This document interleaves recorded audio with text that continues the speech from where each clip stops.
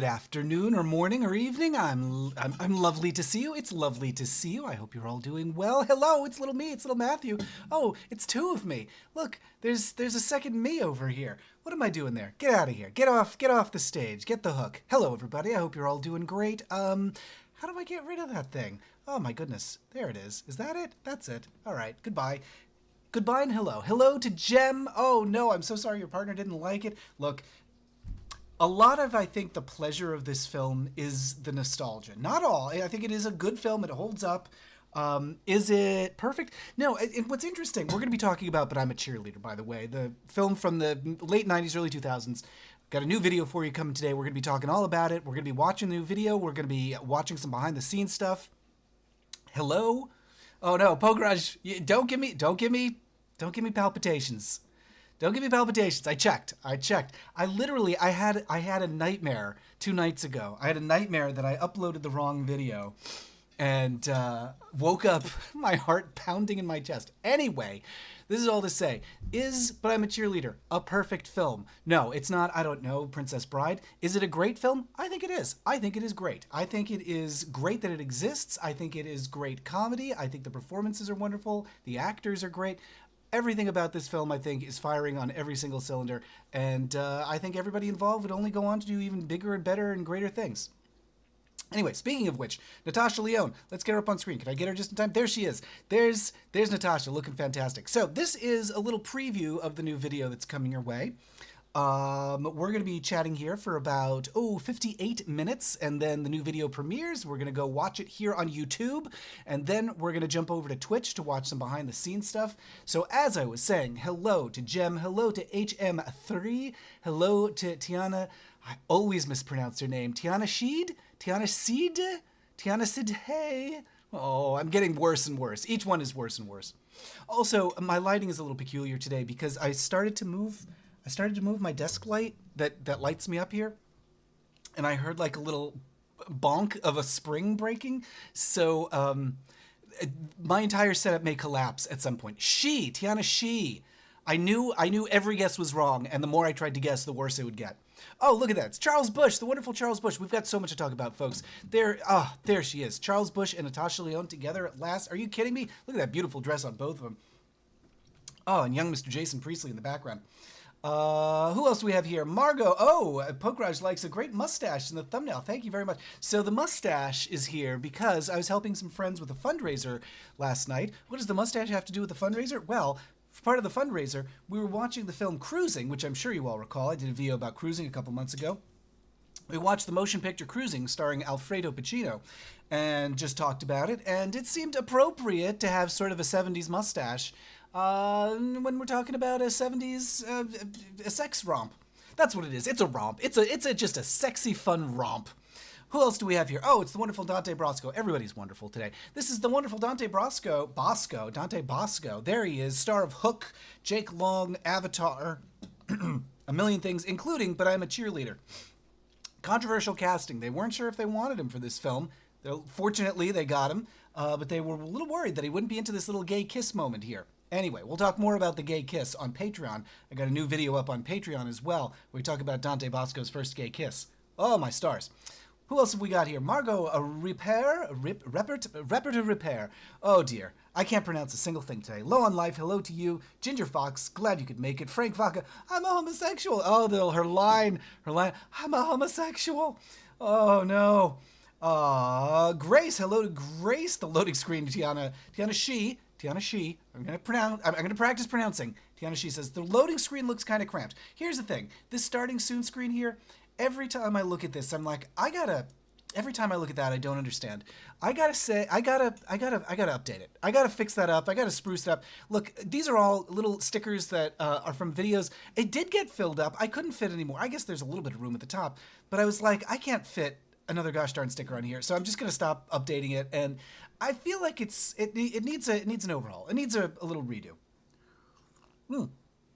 Grace likes the mustache too. Thank you very much. What was I was watching something. Oh, I was watching Strange New Worlds, the new Star Trek, and there's a character on there who has a mustache that I just think is a real hit. I love the mustache. I love looking at it. I love imagining how it feels. I love to think about it tickling me, and so I've just been getting into mustaches lately. Jem says it's a must-see classic, but I'm a cheerleader. Here's the thing. I don't want to gatekeep. I don't want to be like one of those people who's like, you have to see these. Oh, take away your gay card. Look, there's no such thing as a must-see. Everybody's got different tastes. Everybody's got different art that they will benefit from consuming. So nothing's like, you have to like this. No, I can't think of a single thing. Maybe if I really strained, maybe if I struggled, can you think of anything that you really think is like a deal breaker, we can't be friends anymore, if somebody doesn't see or doesn't like something?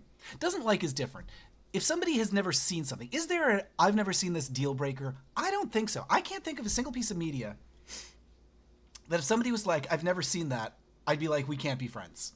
Because usually, I try to, go by the XKCD model and say, oh, if you haven't seen this thing that I think is great, that's wonderful because I get to share it with you. But, so, I haven't seen something, that's fine. On the other hand, if somebody's like, I've seen it and I don't like it, and it's something that's very important to me, I can understand. If somebody's like, oh, I hate My Neighbor Totoro. I can't stand, Totoros are so gross. Like, if somebody was like, I'd be like, goodbye forever.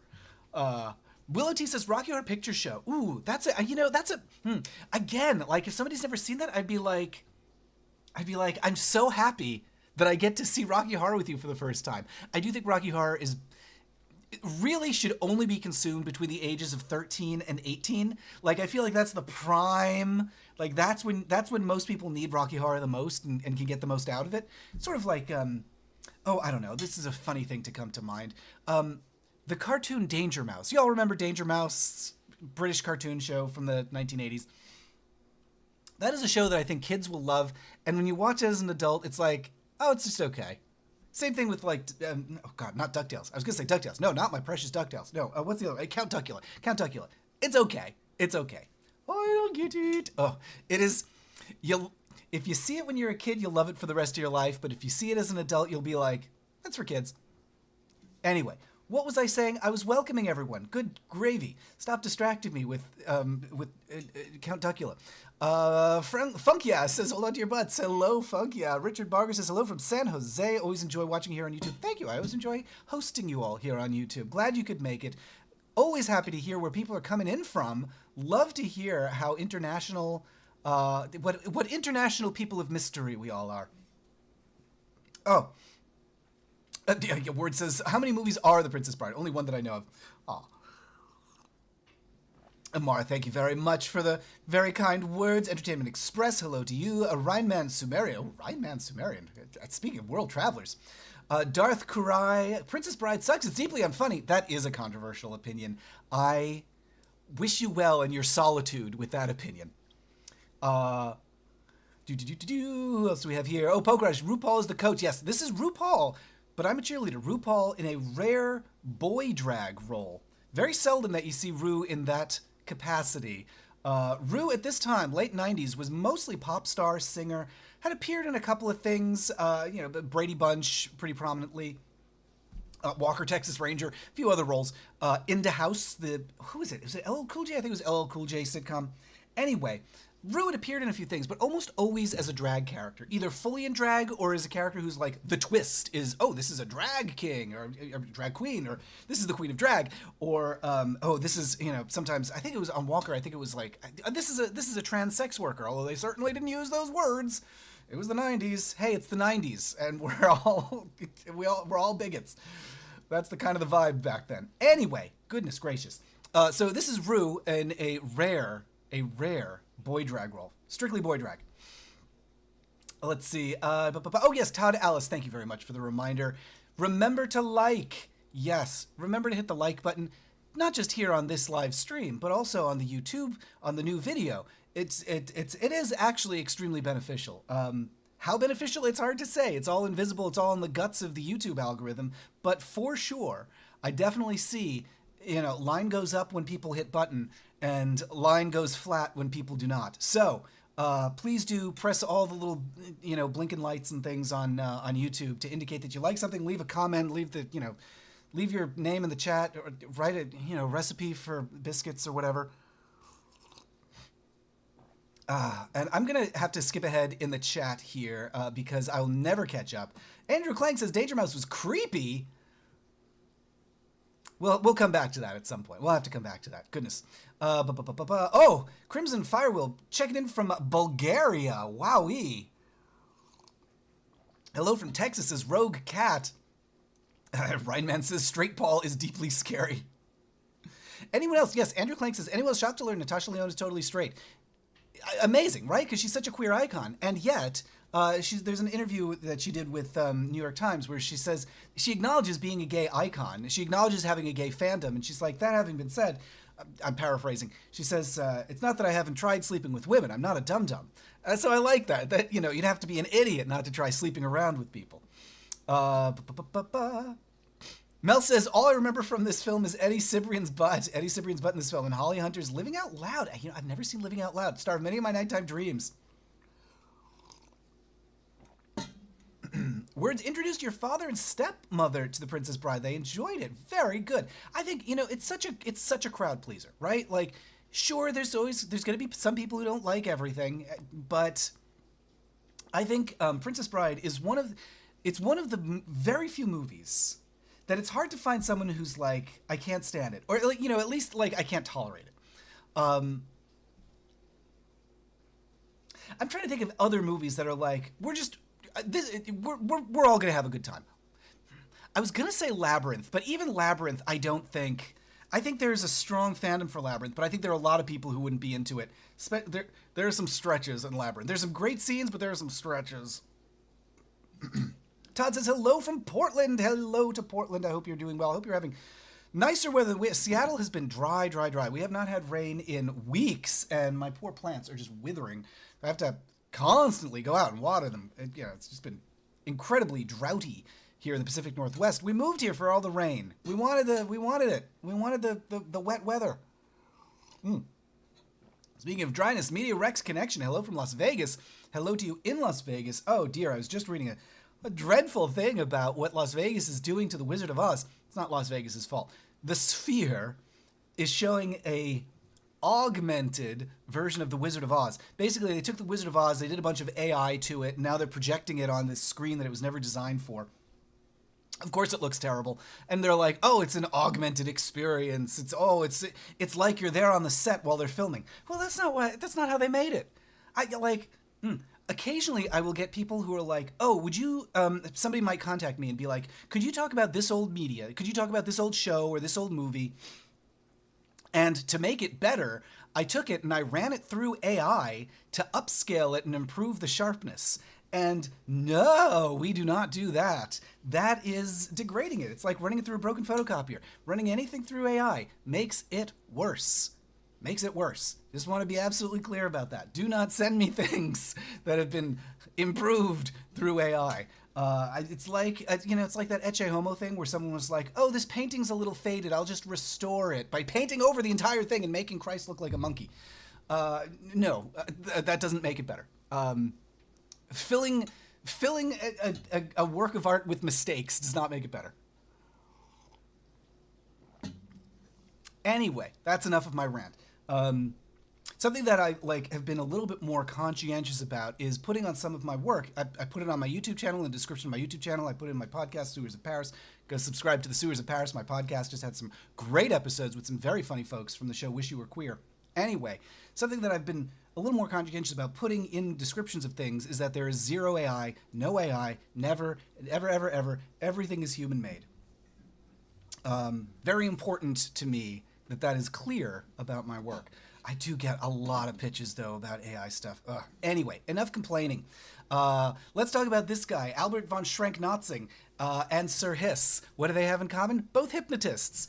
A lot of this video is going to be about, that you're about to see in 45 minutes, is about the history of ex-gay cures. I put cures in air quotes the same way you put improving with AI.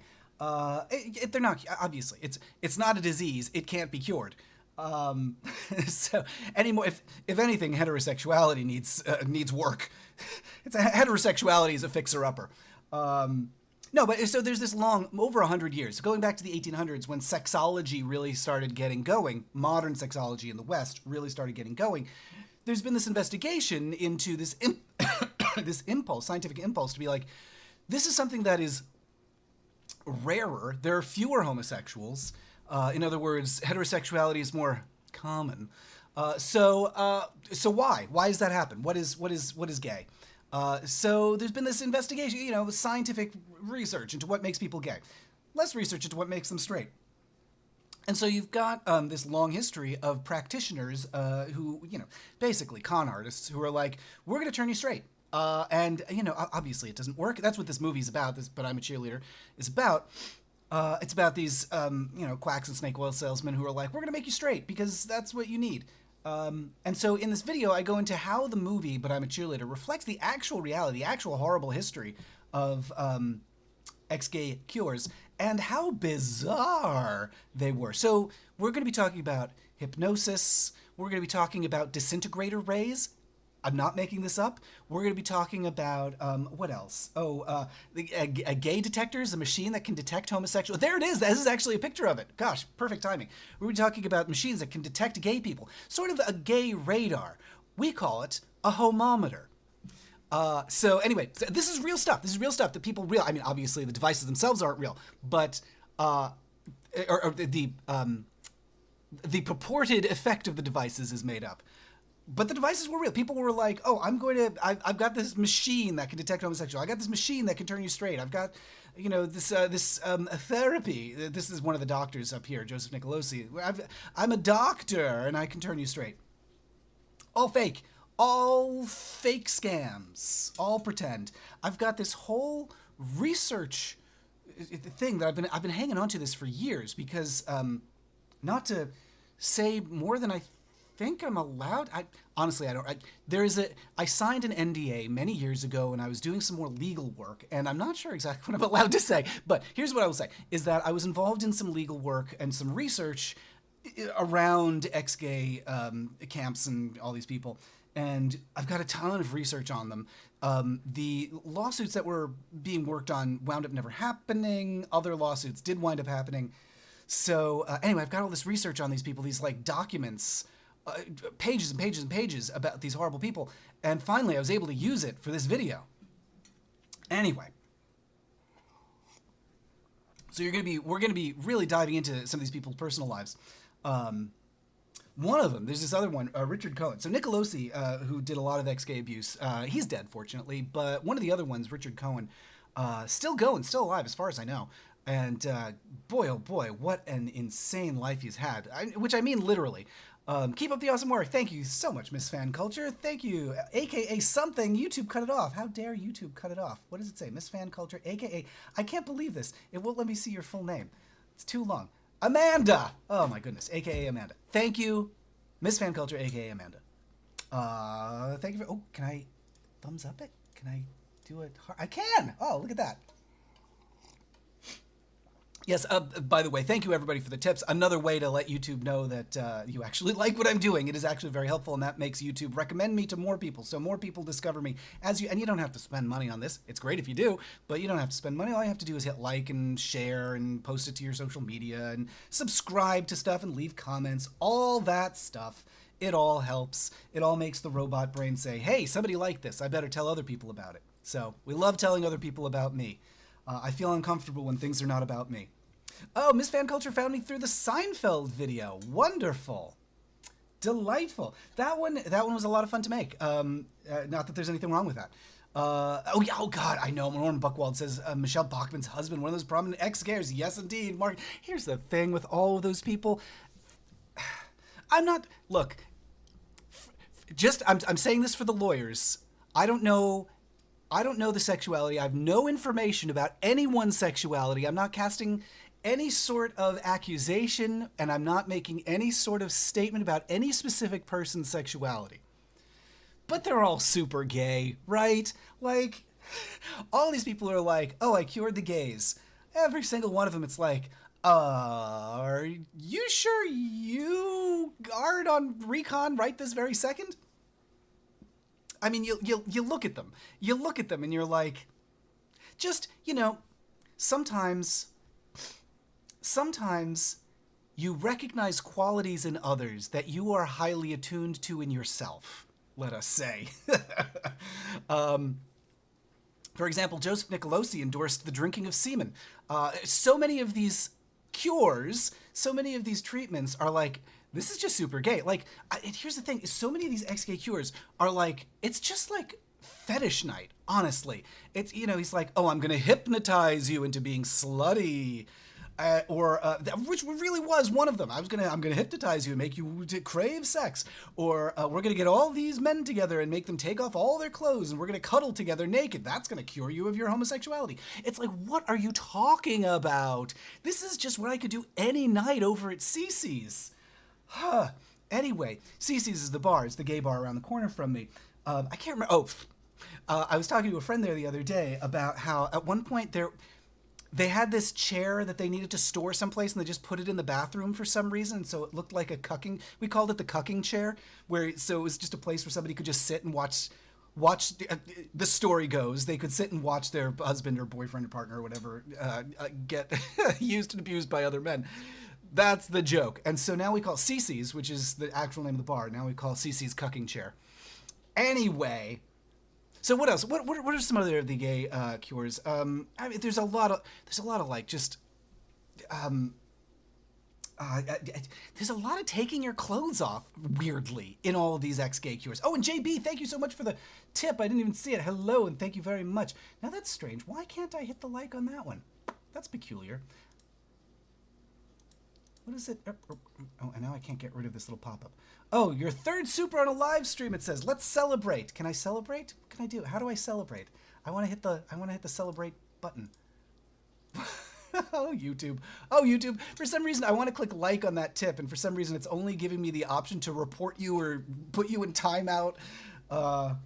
It's giving me all these doming options. I guess that's just moderation. Anyway, Frank Vaca, thank you very much for the tip. Oh my goodness, look at that little lemon guy. Oh well, now it's a true lemon party. Thank you, thank you for getting a lemon party started. The tip came, for people who aren't seeing the chat, the tip came with a little picture of a lemon waving. So that's what I'm talking about. She Who Speaks in Verses, I got an email to watch a movie for focus group reasons. That'll be interesting to watch after all, but I'm a cheerleader talk. Fascinating. Oh, I've never actually done one of those. You know, like those focus, you're like, what do you think of this? Actually, no, I take that back. I did years ago for the website oneup.com. Does that still exist? Let me see here. Does that still exist? Let's go to close a tab and see on oneup.com. This must have been like 2006 or so. Nope, site cannot be reached. Oh well. So OneUp was a gaming site, and they brought me into the office to do a little focus test, and I told them that I couldn't figure out how to use their website. Wasn't the feedback, well, I don't know, maybe it was the feedback they wanted. Clearly didn't help because it doesn't exist anymore. Oh, Zifnet Davis, I think was, anyway, who cares? The super stickers don't let you like them, but the super chats do, says Gwen. Oh, thank you, Gwen. Thank you for, speaking of super chats and super users, thank you for knowing more about how to use YouTube than me, an actual YouTuber. I'm very glad. So this is the thing that I love about these chats, is that anytime I have any question about anything, I know that the chat will have the answer. I can ask the most obscure question, or sometimes a very basic question, like why can't I hit like? But I know that I can always ask like super obscure questions, and somebody in the chat will be like, oh yeah, that thing. And like, I love that y'all are so knowledgeable and that we can share our delight in all of these different pieces of media. Oh, goodness. So a few days ago, this is actually a while, okay, so a while ago, I can't remember what brought this up, but James was like, we're, talking, and James is like, yeah, like, the actress who played Mindy on Mork and Mindy, and I'm like, yeah, Pam Dauber, and he's like, that like, I forget, I don't know, I forget to leave the house with my pants on sometimes, but like, Pam, like, who played Mork and Mindy? Pam Dauber, or this is even more obscure. James was like, we were talking about bathhouses, as we are wont to do, and James, I said something about Man's Country, which was a bathhouse in New York, and James is like, oh yeah, that's the one with the slogan, always man-conditioned, and I was like, no, that was Alfie's. And like, why do I know the slogans of New York bathhouses of the 1970s? I wasn't alive. I've never lived in New York. I've never even been, no, I've only been once to a bathhouse, and it wasn't even in this country. So why do I have that knowledge? I just do. I just do. Oh, goodness. That you blink and you miss it. You just missed a little censored moment from American Pie up there.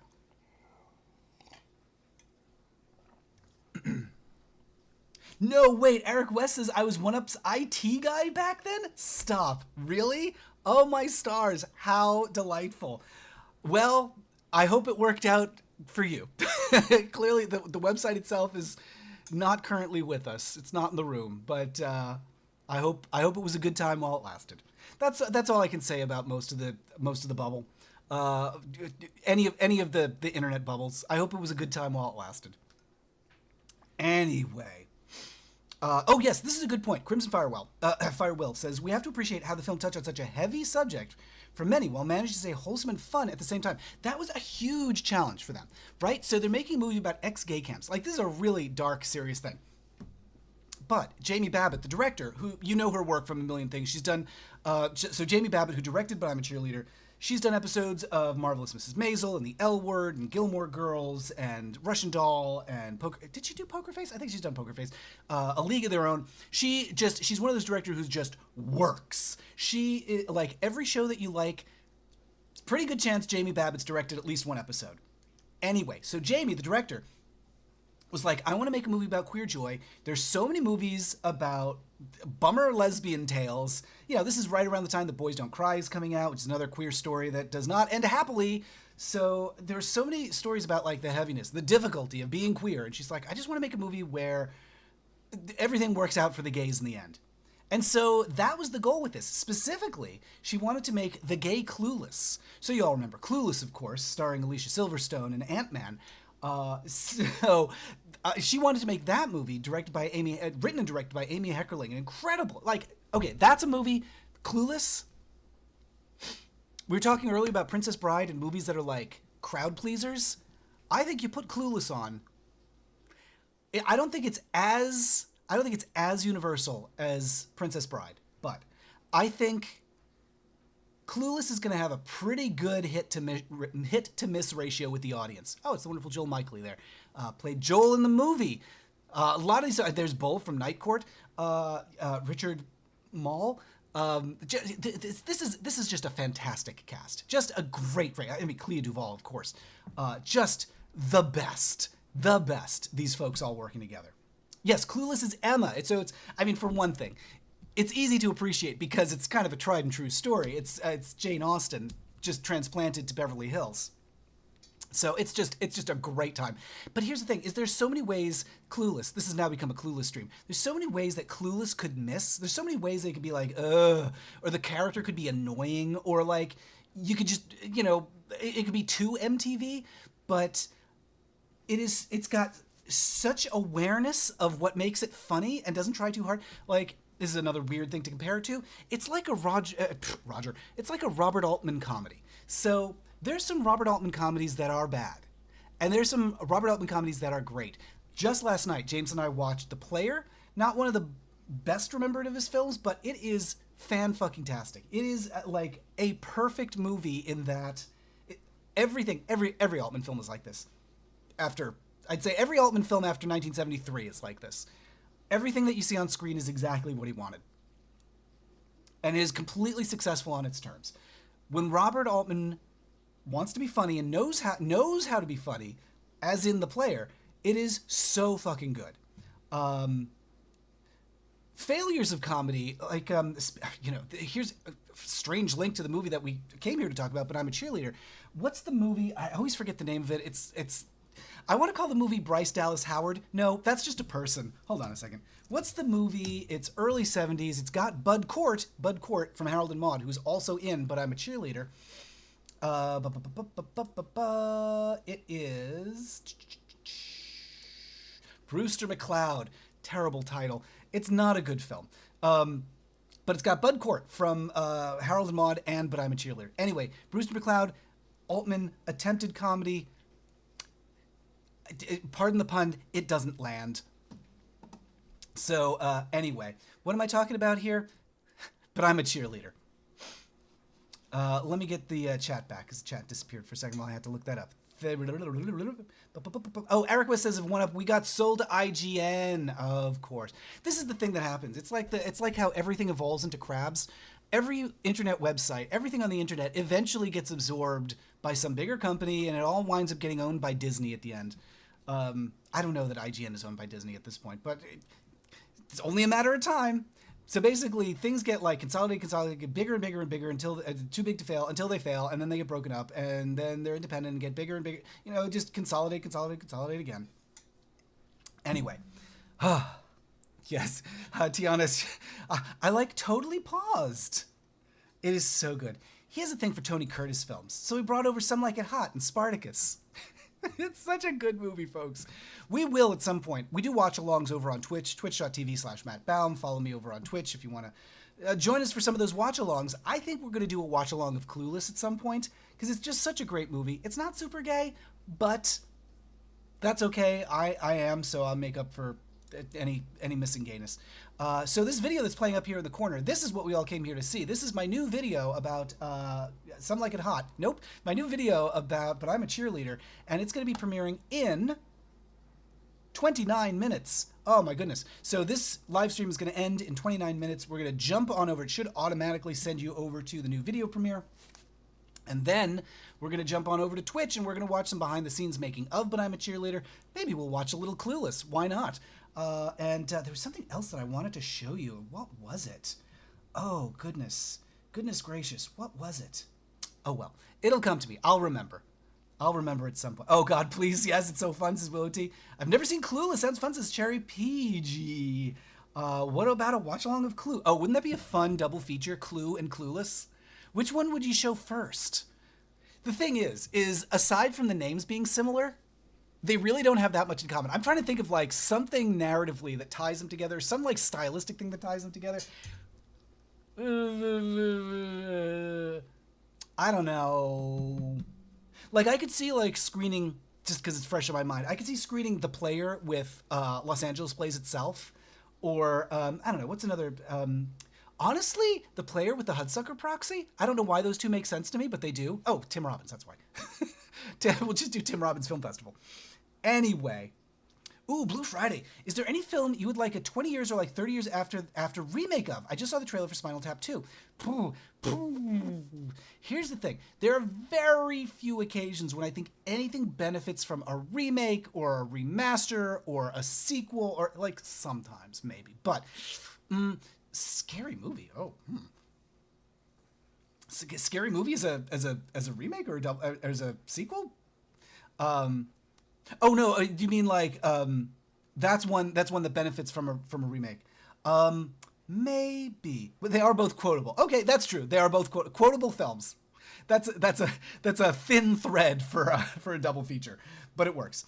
Oh God, do you like Billie Holiday? Oh, I love him.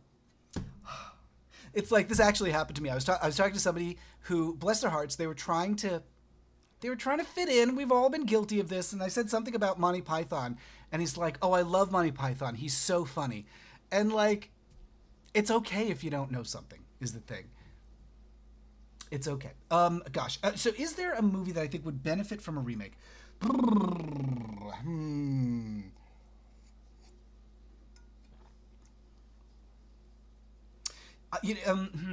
I'm really racking my brains here because, just virtually in all cases, when I see a remake or a sequel or something, I'm like, I'll just watch the first one. I like the first ones. Why do I need another one? Yeah, oh. Yeah, okay, so Danny K says, Naked Gun looks questionable. I agree.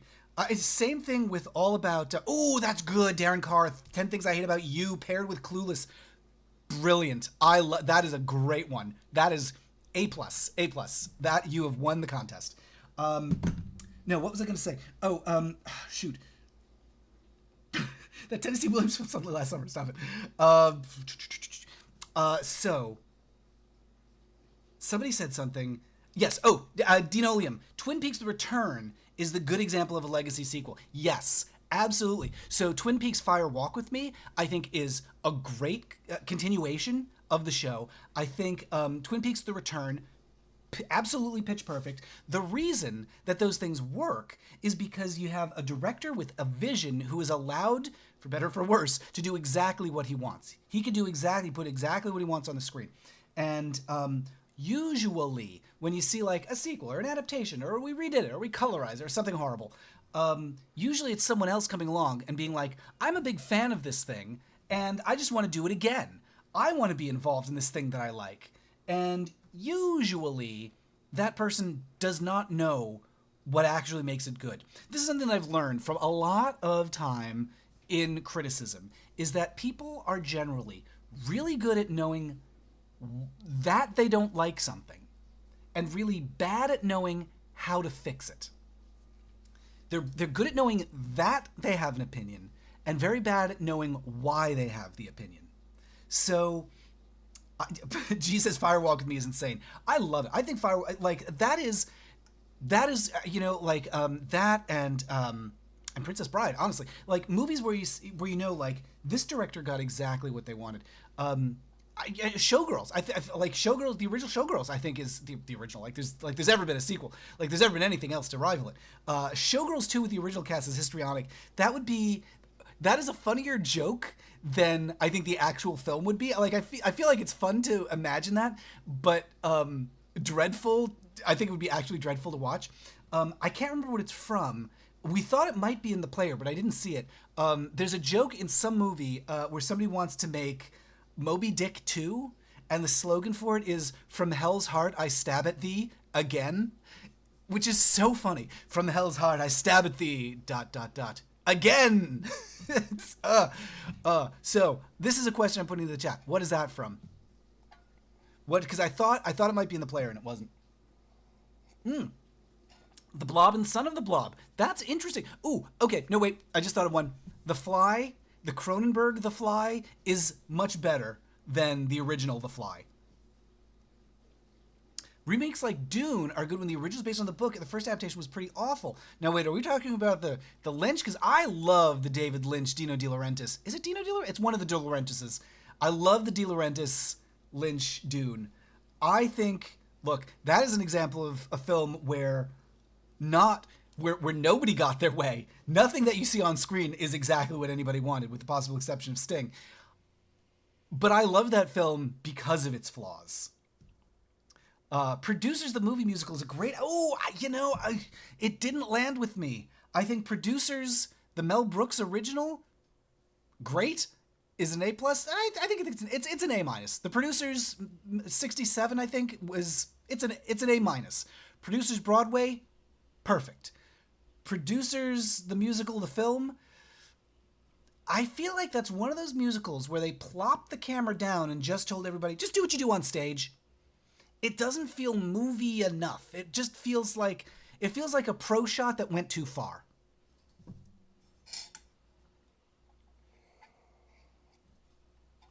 It's great. All the performances are great. Everybody's wonderful. I love them. But I love he's having a stroke. What? Of genius! Oh, it's so funny. But as a film, as an actual work of celluloid, which I probably wasn't. It was probably being shot on digital at that point.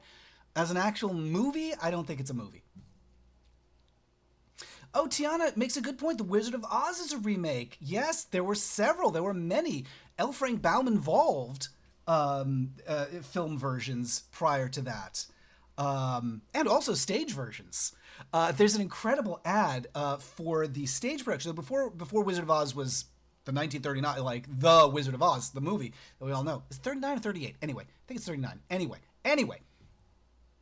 Before that movie, stage show. And I found this incredible ad from like 1919 for this touring stage production of The Wizard of Oz, where it says something like, cast of 100, and then in small print, mostly girls.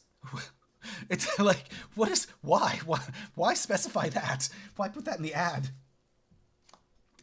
Okay, you are right. You are right. There are some great moments in that film. Why Bloom goes so far, Cambro, right? There are some great moments in that film. Make it gay, make it gay, make it gay. There are some really good bits of the producer of the movie, but I just don't think it comes fully together. Ooh, histrionic. Little Shop is almost perfect. Yes. Who said that? Danny K. Denny K. Danny K. Wow. Denny K says Little Shop is an almost perfect film. Almost. Missed it by that much. A Star is Born. Now, which star is born? Which of the Stars is Borns are we talking about here? The Streisand one is... Here's the thing. Roger Ebert once said of, I believe it was Pink Flamingos, it is not so much a film as a fact. And I feel that way about The Streisand Star is Born. The fact of its existence is wonderful. The pleasure to be derived from watching it, I think, is... I think that pleasure can easily slip through one's fingers.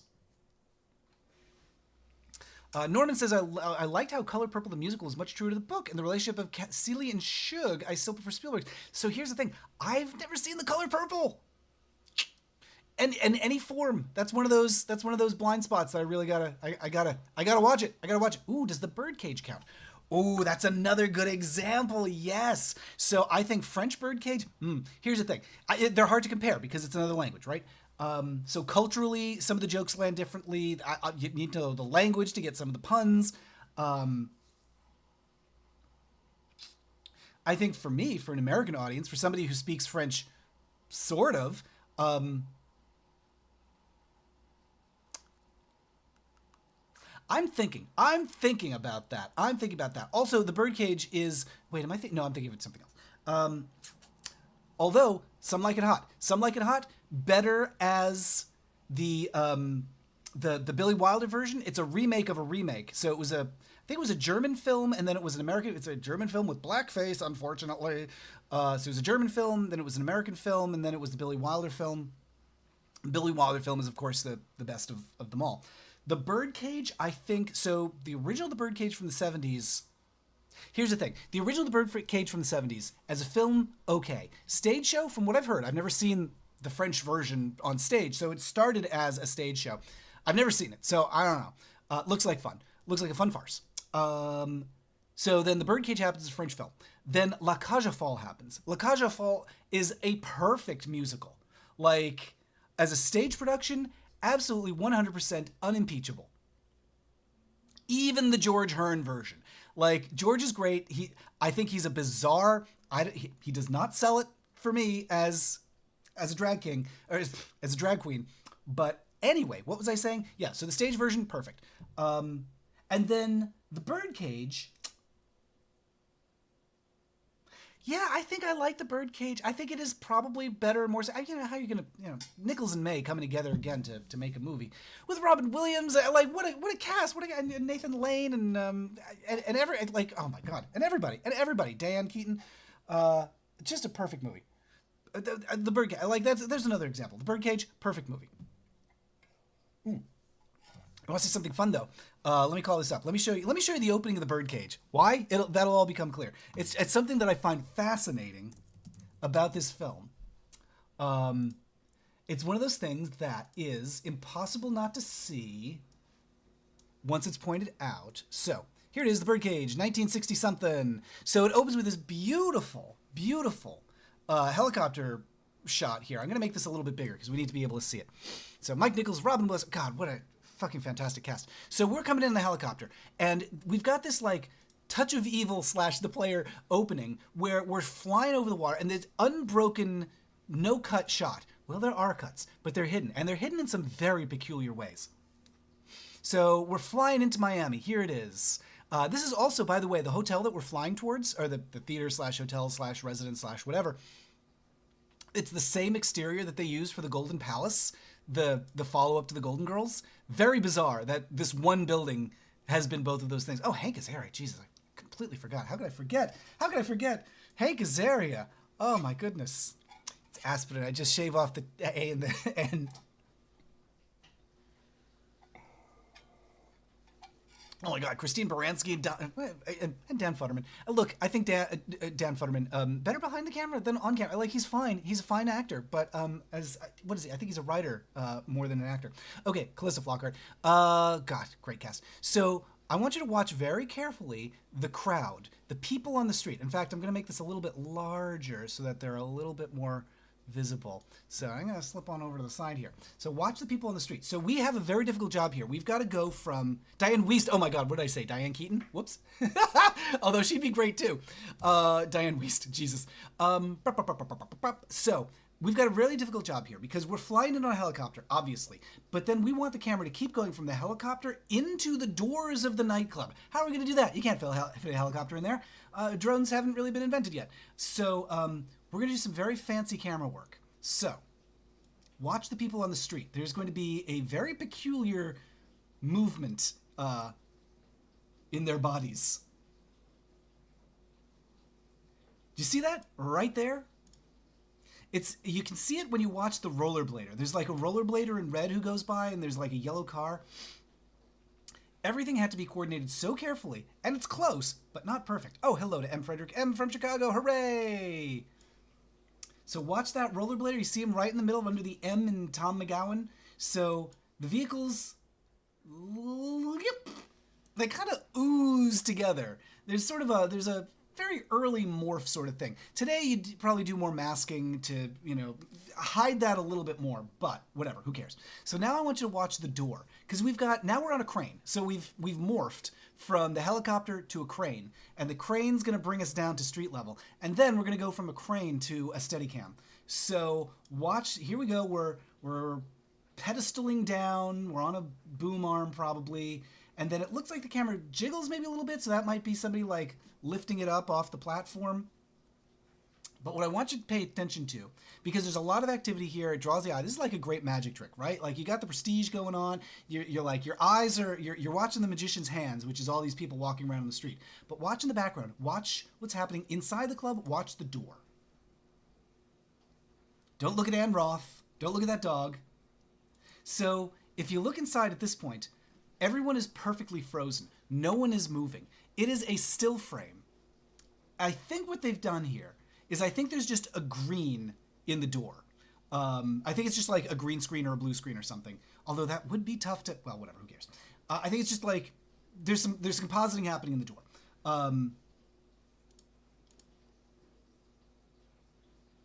So we're looking inside. Oh, no, wait. Here's what happens. We're looking inside the door. Watch the door fade.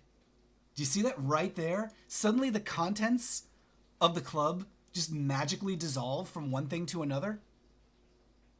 I know, but how can anyone not look at the dog? Watch. So there's like this bright thing. There's like a poster or something inside the door. But watch how it dissolves. Weird. It just looks weird. But you would never notice it because why would you? Anyway, so now we're moving in closer to the door. Moving in closer, moving in closer, moving in closer. Everybody's staring inside. Everyone inside the club is perfectly frozen.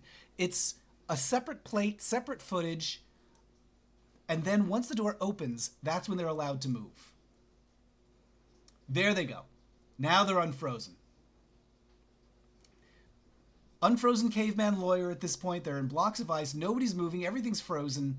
And now they can go.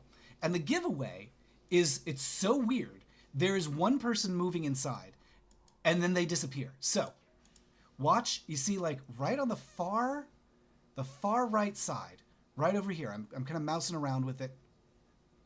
Right over here, this person whose feet don't quite properly touch the ground. There's this person with long hair and long white pants, and they kind of flap their hair around a little bit, and then they vanish. They just absolutely vanish into nowhere. So there they are, moving the hair, and then when the door opens and someone moves to the side, that person ceases to exist. Bloop, they're gone. So anyway, I just think all that stuff is really neat. Yeah, Lito the man says, I thought it was like those old school projection, or, oh, that would be an interesting way to, like, with the rear projection. I've watched it so many times and I've never noticed this as Dinoleum. I wouldn't have noticed it if I hadn't made a whole gosh darn video about it. watching that opening so many times, being like, how did they get from the helicopter into the club? Anyway. So Mel says, oh, Matt, you just seeing you pull up the birdcage from your downloads is a little tip I learned from you. Thanks for showing me how to make video thumbnails. Thanks, Matt. Oh, you're welcome. Wait, what did I do? What did I... Seeing you pull up the birdcage from your downloads, how was that visible? Were you able to see me? I don't think you can see. Like, I don't think this is actually on camera, right? Like, so if I... So the way... I don't know if this is interesting. Tell me if this is... if you're bored to tears, but... So the way that I find files is I've got this application that was recommended to me by Little Geck called Everything. It's a terrible name for an application, but it works great. So it's called Everything is the name of the application. And so it's a much better search than what's built into Windows. So you can just type in birdcage, and that'll just like pop up all the stuff on your computer with birdcage in it. Anyway, so that's how I find stuff that's on my computer. And as you can see, I've got a lot of birdcage related media. Oh boy, on a lot of different drives. I should really organize that at some point. Anyway. Enough about this. Oh, we can see the file title, says Todd. Really? Wait, hold on. Hold on. What does it actually look like? So this is funny because I never actually see what it looks like from your end. What does it look like on your... Oh, interesting. Okay, so wait. So you can see... This is great. Like, birdcage... Oh yeah, so you can see stuff like this. So was I playing that off an M4V? Oh, I guess so. Yeah. Oh, okay. So you can see, I'm sure, like this. So you see like the little download, the file name there, the Blu-ray X264. Yeah, and then you can also see all of my other pieces of media that I've recently... What have I recently opened? I should be careful what I expose to you here. Symptoms of Lyme. Oh, no. Okay, yeah, this is all stuff related to what we're going to be watching in just a few minutes. The movie Heartburn, starring Jack Nicholson and... I can't believe I've forgotten her name. Meryl Streep. Oh, not thumbnails. I meant video essays. I love seeing how you work on your channel. Oh, well, you're very welcome. I mean, a lot of the work, I really do have to credit the fantastic Trevor, who works on whose channel is media processing. If you like what I do, go check out Trevor's channel. They do videos about largely the same sort of stuff, media criticism, but with much more of a focus on music and editing. And so Trevor does a lot of the edits for me. This is for the last few videos. So if you've enjoyed the Vicious video and Brokeback Mountain and the Star Trek one, basically, so I write everything and I shoot it and then I hand everything off over to Trevor. Trevor takes a couple days and then they send me back an edit and then I do a few tweaks and we go back and forth. So anyway, Trevor's fantastic. Just an amazing editor. And a lot of the magic in my videos is thanks to them. Mel wants a Matt how-to video on creating a channel like his. Oh boy. Oh boy. You know, maybe someday, maybe I'll do some tutorials and like, so you want to be a YouTuber? Well, knock it off. Don't. I don't need the competition. One of the things, I'll just give you a little behind the scenes. One of the fun aspects, but also, you know, I say fun, but it's work, is the thumbnail stuff, speaking of thumbnails. So let me just show you. So for any of the videos, I do like about 10 different, for this one I did about 10 different thumbnails. So let's see, am I able to show you that? I think so, yeah. So that's the thumbnail situation right over there. So I do about 10 different variations. There's the thumbnail for the live stream. There's thumbnails with different kinds of art, thumbnails with little notify me circled. So I do lots of different versions of them to try forbidden pom-poms, and then I change it to cheer queer. So I do a lot of different versions. I try it out. I see what looks good. I test things. And this is just part of doing a YouTube channel that isn't making the video itself. It's not like actually making the video. It's just, you know, making the stuff that goes around the video. Oh, Ginger Fox, friendly 5-minute warning until the premiere. Oh boy, this is the point where I start to worry that I uploaded the wrong file. I didn't, I checked it, it'll be fine. Oh, can you drop a link to their channel? Of course. Let's see here, media processing. YouTube. Boop, boop, boop, boop. There we go. So, Trevor's channel. There it is. All right. Yeah, it's like making your own book covers. It is very much like that. So, yes, thank you for the 5-minute warning. We are 5 minutes out from the premiere of the new video, so this live stream is going to wrap up. We're going to jump over. It should automatically send you. In case it doesn't, I'll drop a link to that in the chat as well, if I can find it. And then, where the heck did I put it? And then after the premiere of the new video, then we are jumping over to Twitch to watch a bunch of behind-the-scenes stuff, a bunch of Natasha Lyonne clips. We're going to watch some, I don't know, we might watch a little bit of Clueless. I think we can justify that. I can say, like, we're going to watch some Clueless on Twitch because the idea was we're going to do an Amy Heckerling with But I'm a Cheerleader. But I'm a Cheerleader is going to be the gay Clueless. And so let's just take a look at Clueless and see what that actually means. What is she talking about when she says she wants to do that? Oh, Mel says, when I was strong in computer, you need for all your work, clips, notes, and videos. Well, very fortunately, and this is another one of those things where it's thanks to your support that I'm able to do this. I was able to upgrade my machine it's getting a little chuggy, the old one, and so I was able to get a new video card and some more storage because, as you can imagine, I need terabytes and terabytes and terabytes of storage for all of these movies and TV shows and stuff. Oh, and somebody asked, with a $2 tier, do you get access to the archive of previous Patreon exclusive videos? Yes, you do. $2 gets you, at this point, hundreds of Patreon bonus videos. So if you want lots more videos from me, jump on over to Patreon, sign up at the $2 level. $2 a month gets you access to everything. It's even less a month if you get an annual subscription. And then you can also just get a free trial, see if you like it, and decide whether you want to stick around. So you can watch it all for free for, I think, a week, and then decide if you like it. So anyway, lots of stuff available to you over there on Patreon, patreon.com/MattBaum. New video is here. Here is the link to the new video. But I'm a Cheerleader video. So in case it does not automatically redirect you, that is the link to the new video, and patreon.com/MattBaum is the link to my Patreon. Patreon there. That's where all the bonus videos live. All right, we are going to wrap it on up here. We're going to automatically, fingers crossed, jump on over to the new video premiere. We're going to watch that together, and then we're going to hop on over to Twitch to watch some behind the scenes, some making of, and a little bit of Clueless on over there. Thank you once again for joining me for all this, folks. I really appreciate it. Thanks for hitting like and subscribe and commenting and all that stuff. If you enjoy the new video, I always forget to say this, if you enjoy the new video, please like and subscribe and do all that stuff. Share it on your social media. Recommend it to people. The algorithm fucking loves that stuff. So the more you can share the link to my video, the more the algorithm will say, oh, somebody liked this, so I should recommend this to more people. So hit all the buttons and then share stuff on your social medias. That's how it all works. That's the game. All right, let's wrap it on up. Thanks once again for spending this time with me. Hope to see you on over at Twitch, twitch.tv/MattBaum when the premiere is over. And until next time, I'll see you at Fleckman's. Goodbye. Goodbye.